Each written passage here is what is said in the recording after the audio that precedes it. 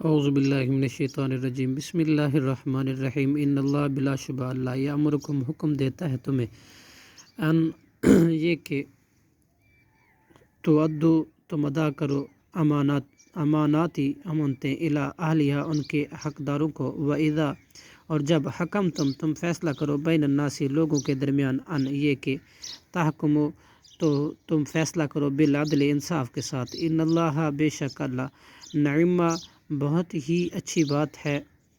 وہ یعظکم کے نصیحت کرتا ہے تمہیں بھی اس کے ساتھ ان اللہ بے شک اللہ کانا ہے سمیعا خوب سننے والا بصیرا خوب جاننے والا یا ایھا الذین اے وہ لوگو جو آمنو ایمان لائے ہو اطیعوا اللہ تم اطاعت کرو اللہ کی واطیعوا الرسول اور اطاعت کرو رسول اللہ صلی اللہ علیہ وسلم کی واولی الامر اور اصحاب امر کی منکم اپنے میں سے فَإِن تنازعتم پھر اگر تم میں باہم اختلاف کرو فی شیء کسی چیز میں فردو تو تم